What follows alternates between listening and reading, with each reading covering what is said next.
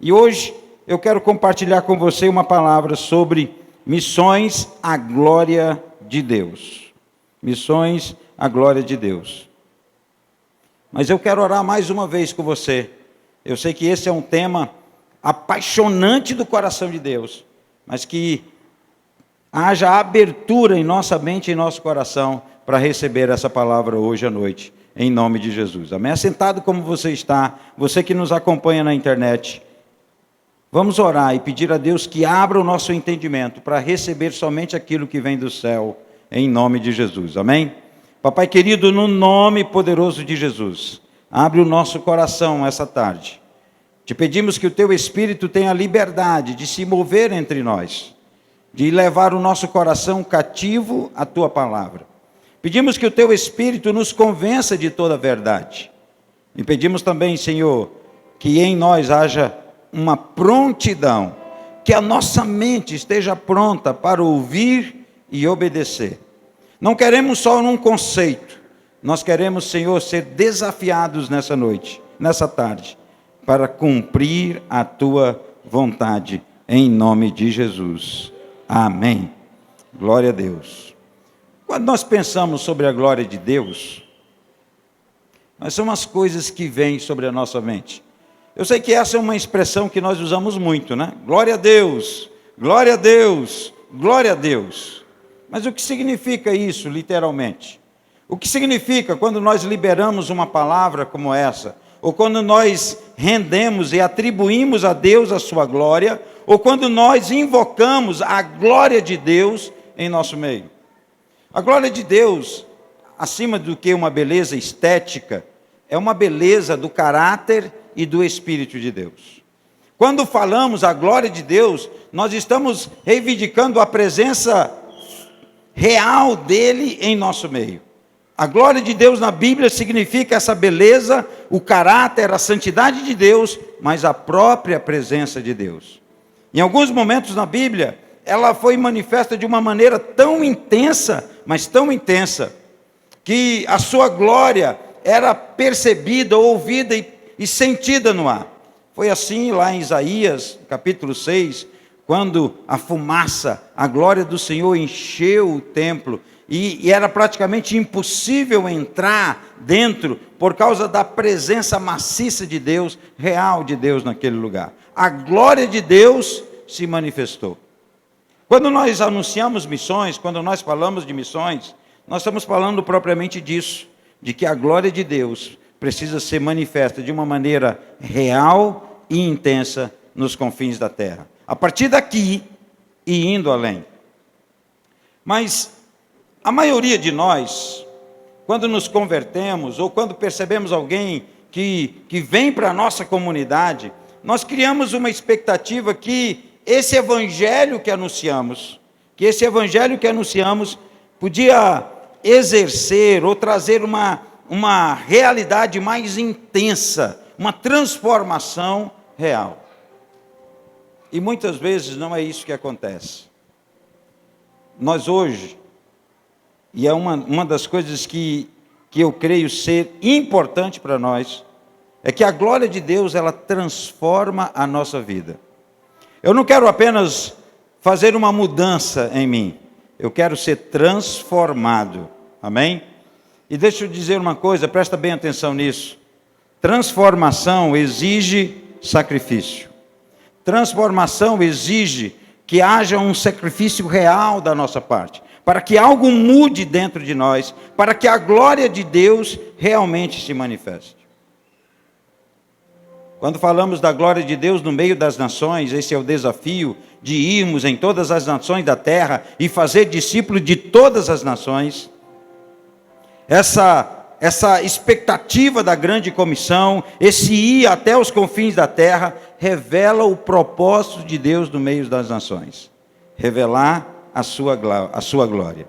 E a igreja, eu e você, somos a chave para esse problema, de manifestar e de levar a glória de Deus até os confins da terra.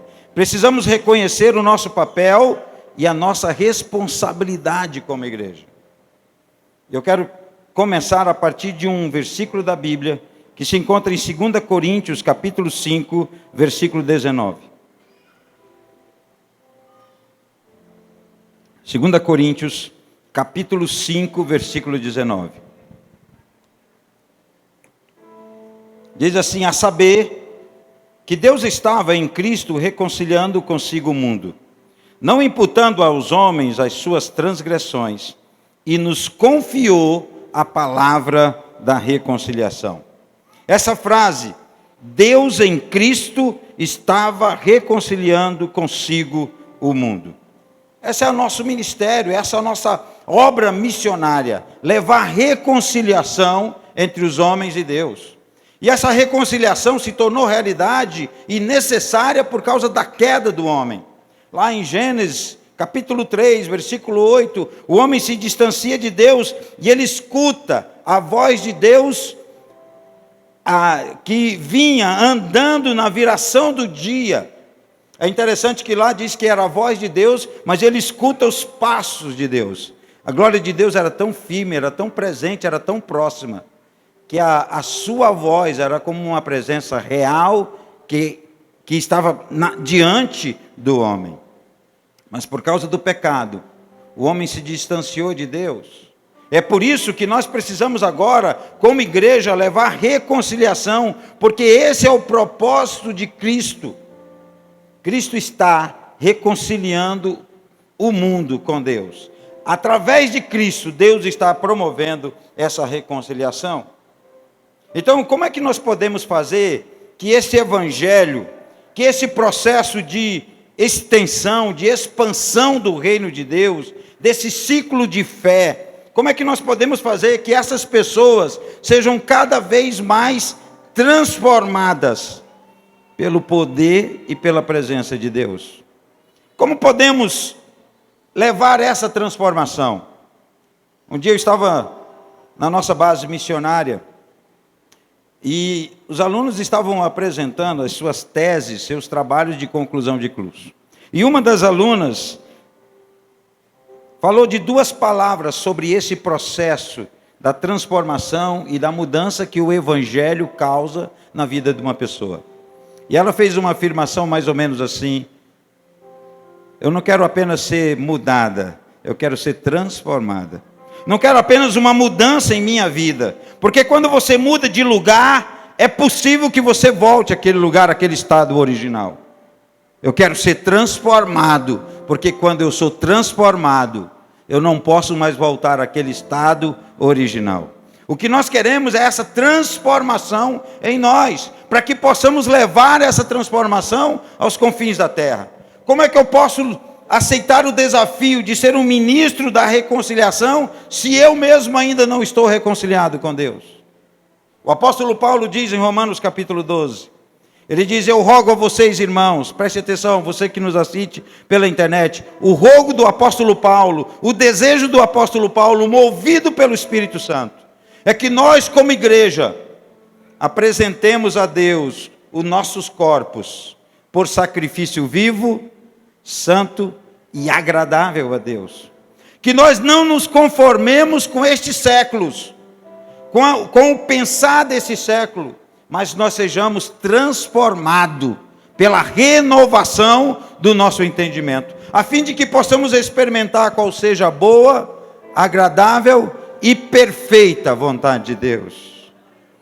Então eu quero te lembrar mais uma vez, essa transformação, ela não é possível sem sacrifício.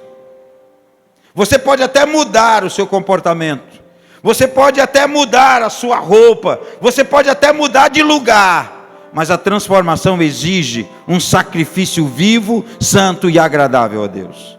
A transformação exige que algo morra.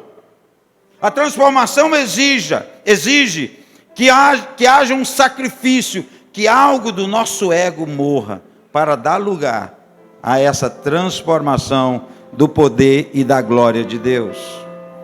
Eu costumo dizer que nós só vamos estar verdadeiramente vivos quando estivermos totalmente mortos. Só vamos estar verdadeiramente vivos no nosso relacionamento com Deus quando estivermos totalmente mortos no nosso ego, na vontade, nas inclinações da nossa carne. Para termos esse processo de reconciliação, é necessário sermos primeiro transformados. Eu e você, para manifestar a glória de Deus. Quando olhamos para Mateus, capítulo 28, versículo 19 e 20, nós vemos ali a grande comissão, um texto conhecido como a grande comissão. E Jesus diz aos discípulos, portanto, ide. Ele diz, ide, portanto, fazei discípulos de todas as nações, batizando em nome do Pai e do Filho e do Espírito Santo, ensinando-os a guardar todas as coisas que vos tenho ordenado. E eis que estou convosco todos os dias até a consumação do século. Essa grande comissão, meus irmãos, não é a base que nós temos para missões. É apenas uma estratégia. Aqui está a estratégia. Qual é a estratégia? Ir até os confins da terra e fazer discípulos. Como fazer isso? Ensinando e batizando. A estratégia está clara aqui. Mas essa não é a base para fazermos missões. A base para fazermos missões é o caráter de Deus. O caráter de Deus é a base que nós temos para fazer missões. Ezequiel capítulo 18, versículo 32. Ezequiel 18. É interessante que quando Ezequiel é contemporâneo de Daniel, é contemporâneo de Jeremias. E é interessante que quando Ezequiel escreveu a sua carta, era iminente a invasão dos babilônicos sobre a nação de Israel. A perca de liberdade, a morte era uma ameaça real para a nação de Israel. E o profeta Jeremias, assim como Daniel, assim como Jeremias, eles anunciavam que a maneira como o povo de Israel podia escapar disso era através do arrependimento. Um arrependimento eficaz, um arrependimento verdadeiro. Mas no versículo 32 do capítulo 18, Ezequiel, levado pela palavra do Senhor, ele diz assim, porque não tenho prazer, diz o Senhor, na morte de ninguém, diz o Senhor Deus. Portanto, convertei-vos e vivei. Aqui está revelado, meus amados, o caráter de Deus. Deus não tem prazer na morte de ninguém. Deus não deseja que ninguém morra e ainda mais que alguém morra sem a salvação. Tem um número que me incomoda há muitos anos, desde 2015, esse número me incomoda. 85 mil pessoas morrem por dia, sem nunca ouvir falar de Jesus. 85 mil pessoas morrem por dia, sem nunca ter ouvido falar do amor de Deus através da pessoa de Jesus Cristo. Deus não tem prazer na morte desses ímpios, Deus não tem prazer na morte de ninguém. Por isso, o caráter de Deus é a nossa base para fazer missões. Há uma urgência, há um desejo do coração de Deus, de levarmos a glória dEle, a presença dEle, até os confins da terra. Não há prazer na morte. Deus não tem prazer na morte de ninguém. O apóstolo Pedro, em 2 Pedro, capítulo 2, capítulo 3, versículo 9, 2 Pedro 3, 9.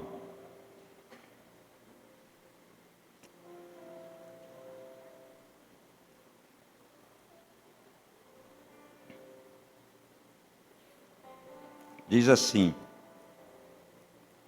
não retarda o Senhor a sua promessa, como alguns a julgam demorada. Pelo contrário, Ele é longânimo para convosco. Algumas pessoas pensam, as promessas do Senhor estão tardando. Do que é que Pedro está falando aqui? Principalmente acerca da volta de nosso Senhor Jesus Cristo. A promessa da segunda vinda. Já 2000 anos passaram, e eu posso lhe afirmar, Jesus está voltando. Amém? Glória a Deus. Maranata, ora vem, Senhor Jesus. Acenda a sua candeia, encha a sua vasilha, o noivo se aproxima. É tão certo, é tão evidente, é tão clara a volta de Jesus Cristo, mas alguns ainda têm por tardia essa promessa. Isso Quando Pedro escreveu essa carta, por volta do século 60, perto do século 60 e 70 da nossa era. Mas por quê? Por que ele está retardando? Por que está demorando essa promessa de se cumprir?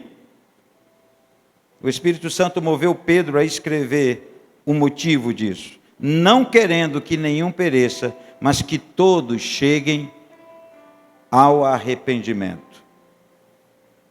Deus não tem prazer na morte de ninguém e Ele está estendendo, a misericórdia dEle está se renovando para que as pessoas possam se arrepender e entregar a sua vida a Jesus.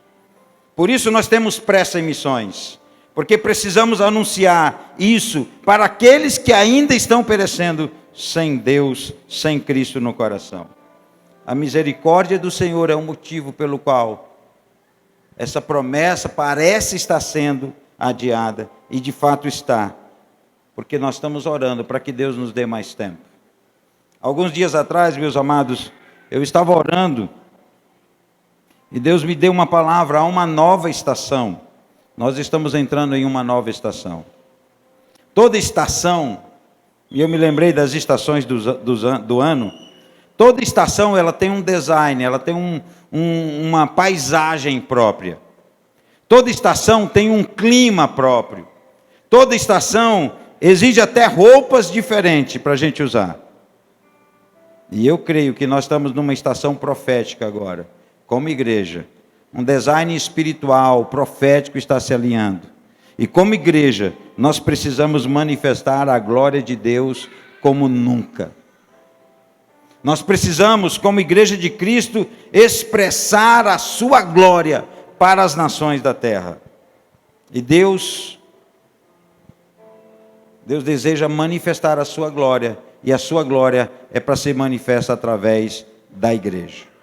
Nós somos a resposta. Presta atenção aqui. A igreja brasileira, sobre ela, está uma responsabilidade de nós sermos resposta para os confins da terra. Nenhuma nação tem tanta abertura como a nossa. Nenhuma nação tem possibilidades como a nossa tem. Nós somos celeiro hoje de missões. Nós somos celeiro de missionários. Nós somos celeiro de alimento para as nações da terra. Nenhuma nação tem tanta abertura como o Brasil tem para entrar em vários lugares, em várias nações. Por isso pesa sobre nós, sobre a igreja, essa responsabilidade de manifestar a glória de Deus no meio das nações. Para reconciliar o homem com Deus através da pessoa de Cristo Jesus. Para manifestar a sua glória entre as nações e entre todos os povos. E para manifestar a salvação de Cristo até os confins da terra. Nós estamos orando agora para entrarmos na Amazônia. Aleluia! Povos não alcançados na Amazônia, aqui no Brasil. Aldeias, etnias, que não ouviram ainda falar de Jesus. E nós estamos orando para avançar para esses povos não alcançados. Em Gênesis capítulo 12, versículo 1 e 3. Gênesis capítulo 12,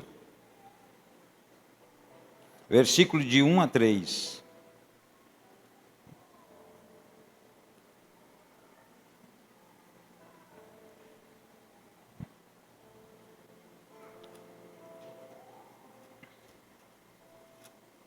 Diz assim: essa promessa é dada a Abraão, ainda a Abraão.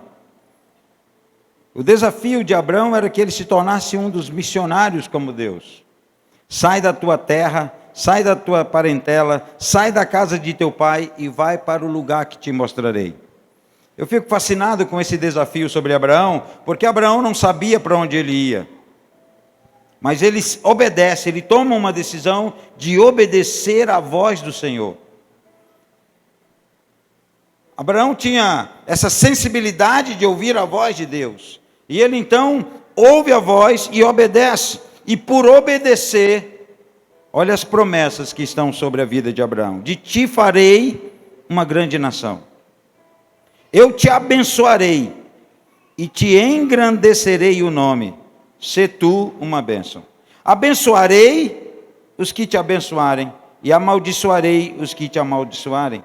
E em ti serão benditas todas as famílias da terra.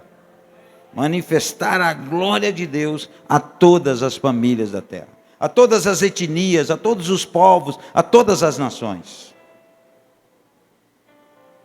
Essa manifestação, essa missão dada a Abraão de abençoar os povos, a todos os povos, essa abrangência de Deus em alcançar todas as famílias da terra, os confins da terra. E é interessante que essa promessa dada a Abraão é estendida para Israel. E as nações seriam atraídas a Israel. A força era centrípeta, ou seja, Israel era para atrair todas as nações da terra. Viriam a Israel todas as nações. Diferente da igreja, a promessa é renovada para a igreja. Como nós lemos lá em Mateus capítulo 28, indo e fazendo discípulos de todas as nações. Israel atraía as nações, a igreja vai à busca das nações. Israel, a força era de atrair, era como um imã. Agora, para a igreja, não. Nós temos a responsabilidade de ir. Nós temos a responsabilidade de ir. E essa responsabilidade está sobre a igreja brasileira e está sobre nós. Eu não sei como você vai. Talvez você seja um intercessor que vai orar pelos nossos missionários, que vai interceder por missões, que vai interceder pelos confins da terra. Talvez você seja uma pessoa que vai contribuir para o sustento desse missionário no campo. Talvez você seja daqueles que vão fazer a mala, que vão preparar o passaporte e ir até os confins da terra. Mas eu quero te dizer uma coisa, presta atenção. Por aquilo que você interceder, você vai acabar contribuindo. Quando você intercede por algo, você se envolve, seu coração se apaixona. Quando você começa a interceder, fatalmente você vai contribuir. E se você contribuir, é muito provável que você vá. Aleluia, viu, pastora? Já está contribuindo, vai, viu? É muito provável que você vá. E eu tenho esse pensamento de que, e tenho liberado uma palavra profética sobre as igrejas onde eu tenho ido, na Nova Aliança. Nós somos 153 igrejas Nova Alianças hoje. Aleluia. E eu estou profetizando que para cada igreja, nós vamos enviar um missionário em 2023. Aleluia. Para cada igreja, 153 igrejas, para cada igreja nós vamos enviar pelo menos um missionário em 2023. Queremos, e eu estou profetizando, que em 2023 nós vamos enviar, no mínimo, 153 missionários. Alguns estão aqui, em nome de Jesus. Você tem palavra. Você que está nos assistindo pela internet, você tem palavra. Começa a se preparar para que essa palavra se cumpra. Você não pode ajudar Deus a cumprir a promessa, mas presta atenção, você pode se preparar para receber a promessa. Amém? Se Deus está lhe dizendo que você vai para uma nação, comece a se preparar agora. Não espere daqui a um ano, não espere daqui a alguns meses, comece agora. Comece a planejar como você vai se preparar para ir. E por que devemos fazer isso? Porque Jesus tem pressa, Ele está voltando. Eu tenho tanta certeza que Jesus está chegando, que eu já sinto o cheiro do noivo. O perfume do noivo, já dá para sentir o perfume do noivo. Ele está voltando. Então nós como igreja temos que nos apressar. Um dia desse um jovem me procurou e disse: pastor, eu quero ser enviado. Eu falei: pois então te apressa, que senão você não vai. Se ficar aí só sentado, esperando, você não vai, porque Jesus volta e você fica aí, só nessa expectativa. Deus tem pressa, Jesus tem pressa. Os confins da terra têm pressa. Sabe, chegou o tempo, como diz o apóstolo Paulo, dos filhos da luz se manifestarem. Chegou o tempo.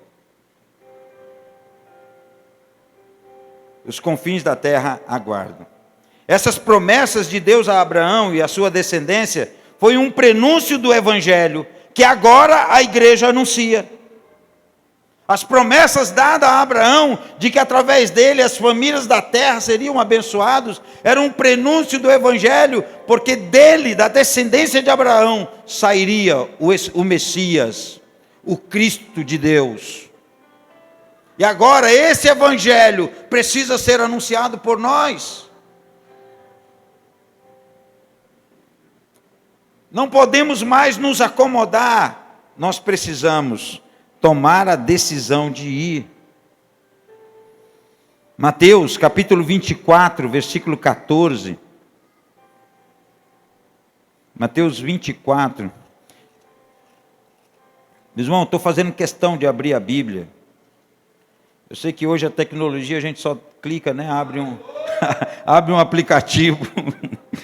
Mas eu sou da moda antiga, eu quero ter a Bíblia física. Eu espero que a igreja ande mais com a Bíblia na mão. Talvez você queira manifestar sua opinião nas manifestações. Leve a Bíblia. Okay? Leve a Bíblia na mão. Mateus capítulo 24, versículo 14. Diz assim: e será pregado este evangelho do reino por todo mundo. Meus amados, que desafio! Jesus está dando aqui uma palavra profética. Sabe, de vez em quando, nós estamos reunidos ali com o pastor Nonato, eu, o pastor Zé Luiz, outros pastores. Estamos reunidos ali com o pastor Nonato dá uma palavra. Ah, vamos fazer isso, queremos fazer isso. Nós temos que nos virar, né, pastor Zé Luiz, para fazer a coisa acontecer. Porque ele expressa uma vontade dele, e nós, como seus liderados, precisamos trabalhar para que isso aconteça. Você lembra de Davi, no cerco a Jerusalém, ele diz: ah, quem me dera tomar água. 2 guerreiros de Davi ouviram: ah, quem me dera tomar água do poço. E esses 2 guerreiros entraram, invadiram o exército inimigo sorrateiramente, pegaram água e trouxeram para Davi. Porque quando Davi liberou uma palavra, como se fosse um desejo do coração, eles diziam: vamos cumprir esse desejo do coração de Davi. E eles entraram, foram lá, trouxeram a água, e Davi pegou a água. Ele disse: de maneira nenhuma eu posso tomar isso, pelo sacrifício dos meus valentes. Aí ele derramou no chão. Se fosse eu, o valente que tivesse ido, ele ofereceu como libação ao Senhor. Mas o que eu quero dizer para você?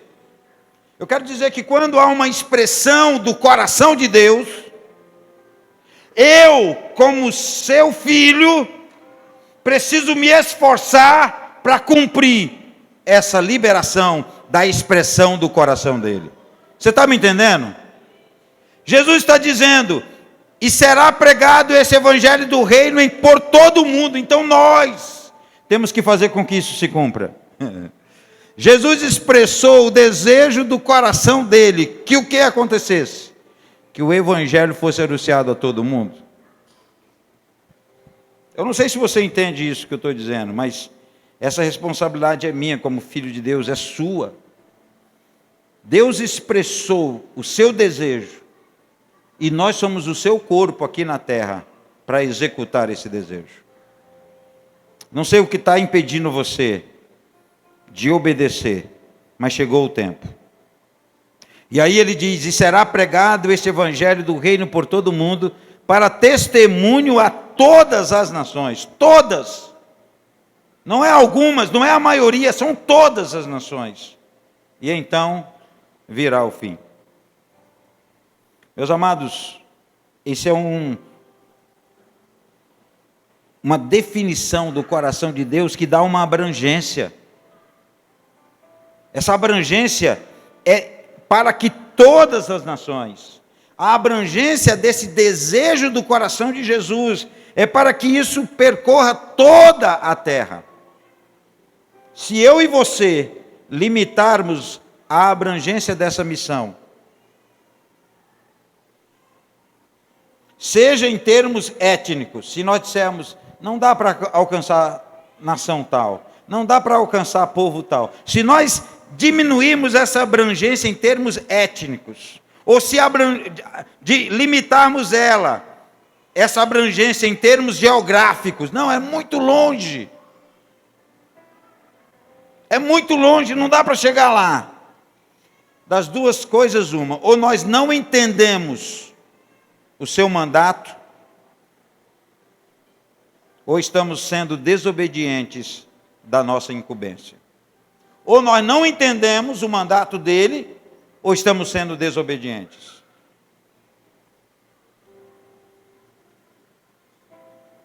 E hoje, você está entendendo a incumbência, você está entendendo a palavra dele. Só precisamos vencer agora a desobediência e avançar até os confins da terra. Sua oferta, aliança pelas nações. Um pastor profetizou que nós vamos chegar a 800 mil reais. Amém? Aleluia! Eu me lembrei, pastor, de uma palavra, quando ele profetizou isso, dias depois eu lembrei de uma palavra do profeta Amaro. O Amaro disse, numa das palavras proféticas que ele direcionou a mim, ele diz assim, você vai administrar 3 milhões de reais. E chega meu cara, amém? Chega, eu me empolguei, digo, 3 milhões? Ele, só que não é seu. Aí eu, 3 milhões de reais, eu me empolguei, ele, só que não é seu. Eu digo, rapaz, e eu entendi na hora, era de missões. Era 3 milhões de reais em missões. Em nome de Jesus, nós vamos investir mais do que 3 milhões por ano em missões, em nome de Jesus. Amém? Glória a Deus. Então, quando ele fala, nós vamos atingir isso.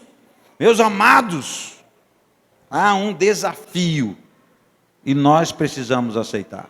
A sua oferta, a sua intercessão, ou então as suas malas prontas, devem ser as respostas que devemos dar à altura da incumbência que estamos recebendo. Seja intercessão, seja financeiro, seja malas prontas, nós precisamos dar uma resposta para Deus acerca dessa incumbência. É desejo do coração de Deus que nós cheguemos aos confins da terra. Não podemos fazer menos do que empreender todo o nosso esforço para que isso aconteça. E presta atenção uma coisa, deixa eu te falar. Missiologicamente, confins da terra é a distância geográfica aonde o evangelho chega em consideração ao ponto de partida de onde ele saiu. No Novo Testamento, para a igreja em Jerusalém, os confins da terra foi Antioquia, foi o mais longe que o evangelho chegou. Mas de Antioquia, ele foi para longe. Então, missiologicamente falando, quando nós falamos de confins da terra, é a distância de quão longe está, onde o evangelho chega, do ponto de partida que ele saiu. Mas presta atenção, espiritualmente falando, confins da terra é qualquer coração que está tão longe de Deus em relação ao evangelho que ele anuncia. E às vezes esse confins da terra do coração está do seu lado. Está lá na sua casa, está lá na sua rua. Esteja nas cidades próximas aqui, esteja na Amazônia, que é um lugar fácil de nós chegarmos. Fácil relativo, né? Mas é perto. Eu fui agora, foi 3 dias, né, estamos indo para um lugar na Amazônia que é 3 dias de barco para chegar lá. Estamos indo, em nome de Jesus. Mas os confins da terra, do coração, você precisa alcançar. Talvez seja a pessoa que esteja ao seu lado, a família. Temos que começar por esses confins, para podermos chegar até os confins geográficos. Não podemos limitar a nossa abrangência. Em Atos, capítulo 9, versículo 15. Atos dos Apóstolos. Capítulo 9, versículo 15.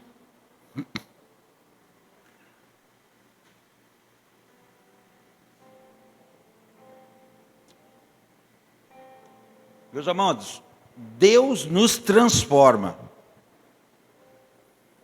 Ele não quer fazer uma reforma na sua vida, não. Ok? Ele quer fazer uma transformação total. O apóstolo Paulo é um exemplo disso. Deus transformou para usar em uma missão. E as pessoas ficaram surpreendidas. Como é que Deus pode usar esse homem? Ananias ficou surpreendido, mas Senhor, não dá para usar ele. Mas olha o que diz. Mas o Senhor lhe disse: vai, porque este é para mim um instrumento escolhido. Esse é um instrumento escolhido. É uma pessoa sendo transformada para ser usada como agora um instrumento de Deus, nas mãos de Deus. Sabe, quem está falando aqui era um homem que era improvável de estar aqui. Pelas mazelas do meu passado. Era um vaso totalmente quebrado, rachado. Mas o oleiro fez de novo. Aleluia. Transformado para ser usado para anunciar a sua palavra hoje. Então Deus está dizendo a você: não há um vaso que não possa ser restaurado. Por mais quebrado que esteja, ele zera, ele faz de novo. Ele não vai pôr uma emenda não, viu, né, pastor? Ele não vai pôr uma emenda não, ele vai fazer de novo. Desmancha o barro e faz o vaso de novo. Você é uma pessoa escolhida por Deus. E Deus vai usar você de uma maneira surpreendente. Eu creio nisso. Alguns dias atrás, dia 10 de novembro, eu lembro bem claro. Eu estava sentado lendo a palavra e veio um sentimento de indignação, de frustração. Estava indignado, estava frustrado naquele dia. Mas eu não estava frustrado e nem decepcionado com ninguém. A frustração era comigo mesmo. Porque está muito aquém do ideal que eu tinha proposto. Eu estava fazendo muito menos do que eu tinha potencial para fazer. Eu estava obedecendo muito menos do que eu já sabia que era para fazer. E eu estava nesse momento tão, assim, frustrado, decepcionado. Eu estava com a Bíblia aberta, mas eu não estava lendo, eu estava só, assim, derramando meu coração diante de Deus. Eu sou mestre, eu não, quando eu vou ler uma palavra, eu penso, qual é o tema que tenho? Eu estou angustiado, eu sei os versículos bíblicos, eu vou atrás de livros e de textos bíblicos que falam de angústia. Mas naquele dia, Deus falou, o Espírito falou um número na minha mente. Veio o número 1234. E eu abri minha Bíblia na página 1234, a Bíblia que eu estava com ela lá. E quando eu abri na página 1234, bateu lá em Mateus capítulo 4, e estava marcado na minha Bíblia o versículo 17. Mateus 4, 17. Joga aí na tela para mim, filha. Ô filho, não dá mais nem para ver isso aqui. Joga aí na tela. Daí por diante, passou Jesus a pregar e a dizer: arrependei-vos, porque está próximo o reino dos céus. Eu disse: não, então é para mim me arrepender. Eu tinha trabalhado esse texto vários dias antes, lá na escola do reino, lá em Parola. Eu disse: eu me arrepender. E quando eu comecei a me preparar para quebrantar o meu espírito e em arrependimento, o Espírito Santo me disse: leia de novo, mas leia devagar. E eu comecei a ler bem pausadamente. Daí por diante, passou Jesus. Na versão que eu estava lendo, dizia assim: daí por diante, começou Jesus. Aí quando eu ia falar a próxima palavra, o Espírito Santo disse: até aí. Daí por diante, começou Jesus. Em Mateus capítulo 4, versículo 17, Jesus começa um novo ciclo no seu ministério. Até então ele estava se preparando para começar o seu ministério. Ele tinha acabado de sair do batismo de João Batista. Ele tinha acabado de passar pela provação do deserto. E agora ele ia iniciar o seu ministério de fato. Foi nessa hora, nesse momento, que ele começou a pregar e a ensinar. E quando eu parei nisso, eu disse: começa um ciclo novo na vida de Jesus aqui. O Espírito Santo disse: eu estou começando algo novo na sua vida. Jesus está começando algo novo na minha vida. Amém? E eu quero liberar essa palavra para você também. Porque tudo que aconteceu com você até aqui te prepara para o que vem depois daqui.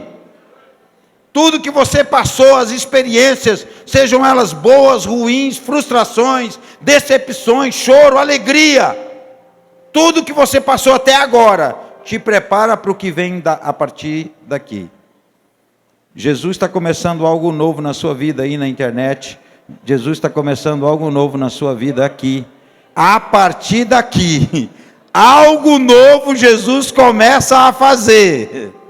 Amém? E quando Jesus começa a fazer algo, meu amado, é sobrenatural e é poderoso. Aleluia. Então eu quero liberar essa palavra. A partir daqui, Jesus está começando algo novo na sua vida. Qual é a nossa tarefa como igreja? Efésios capítulo 3, versículo 10. O apóstolo Paulo diz: para que pela igreja, não é aqui uma organização, não é uma estrutura física, é um organismo, é um corpo. Isso é muito forte nas Escrituras. Nós somos o corpo de Cristo, por isso a gente chama, nós somos membros de uma igreja, ou seja, parte do corpo, para que pela igreja a multiforme sabedoria de Deus se torne conhecida. Nós temos esse propósito como igreja, essa é a nossa tarefa, tornar conhecida a multiforme sabedoria de Deus até os confins da terra. Tornar conhecida a multiforme sabedoria de Deus até os confins da terra. O poder de Jesus sobre todo principado, potestade nas regiões celestiais.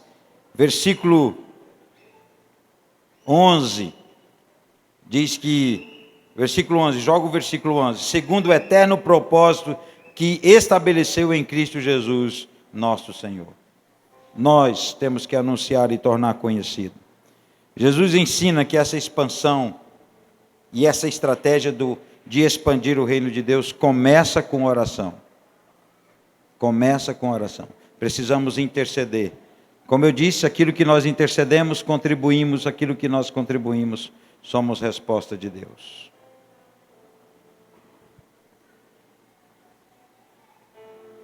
A oração precede. A oração é a nossa maior arma. É pela oração que a igreja governa. Você tem ouvido isso regularmente através do nosso pastor. A igreja governa pela oração. A igreja atua. E talvez você possa pensar, parece que tudo está fora de controle. Não, Deus está no controle. Meus irmãos, nós somos igreja de Cristo, independente do que aconteça. Independente do que aconteça, nós somos a igreja e temos uma responsabilidade. O ambiente onde nós estamos, a política e tudo mais, pode ajudar ou dificultar o trabalho da igreja, mas nunca impedir o trabalho da igreja. Nós podemos ter facilidades ou dificuldades, mas nunca seremos impedidos de fazer a obra de Deus. Maior é aquele que está em nós do que aquele que está no mundo. Então, sobre nós há uma responsabilidade. Somos poderosos nele. Tudo começa pela essa oração. Por isso estamos orando. Por isso estamos nos humilhando. Alguns rasparam a cabeça, outros usaram um pano de saco, outros estão andando descalço. Não sei qual é o teu propósito, mas eu sei que nós estamos unidos em oração.